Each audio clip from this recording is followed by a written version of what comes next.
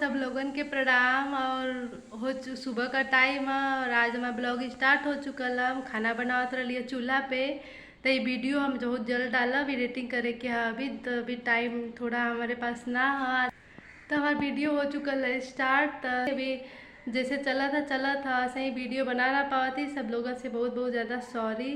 तो अभी हम घरे है किचन में रही। अब आवत थी बहुत ज़्यादा गर्मी होता वैसे चेहरा हमारा ऐसा दिखा था।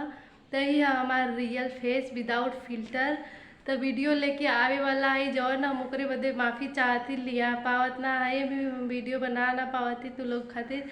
तो जो वीडियो के बारे में हम कहत रही वो काफ़ी सच में बहुत ज़्यादा यूजफुल है। जो दिन वीडियो आई वही दिन देखिया जा तो कमेंट में बताइया जा कि वीडियो कैसा ना। तो हम वीडियो बना ना पावती ओकरे बदे बहुत बहुत सॉरी। जे हमारे चैनल पे नया है सब लोग सब्सक्राइब करे, और जे चैनल पे है पहले से और जे नया है सबका स्वागत है हमारे यूट्यूब चैनल पर। तो हमारे यूट्यूब के चैनल का नाम है प्राची ऑफिशियल, और बहुत बहुत स्वागत है हमारे चैनल प्राची ऑफिशियल पर। तो हम सोचते अपने वीडियो अपलोडिंग का टाइम चेंज कर दें, शाम को कर दें टाइम, शाम के 6 या 7 बजे हम अपलोड करें वीडियो। तो कमेंट सेक्शन में बताइए जा कि टाइम कैसा ना, कहाँ से कि हम के दिन में टाइम मिल ना पावा था और हम वीडियो भी अपलोड ना कर पावा थे। तो हमारे कौनो भी प्लेटफॉर्म पर वीडियो जे भी देखा था पब्लिक हमार, तो उसे हम रिक्वेस्ट करते कि जा जल्दी से यूट्यूब पर लिखा जा प्राची ऑफिशियल। आज ही हमारा यूट्यूब चैनल जल्दी से जाके कर जा सब्सक्राइब। तो फ्रेंड्स लोग आज हमारे चैनल के जब से वीडियो बनावे स्टार्ट के लिए 1 महीना कंप्लीट हो गल। काफ़ी बहुत ज़्यादा प्यार मिलल, ऐसे ही प्यार बनौले रहा जाता हम बहुत जल्दी सक्सेसफुल हो जाए। तो बहुत बहुत खुशी होता हमके।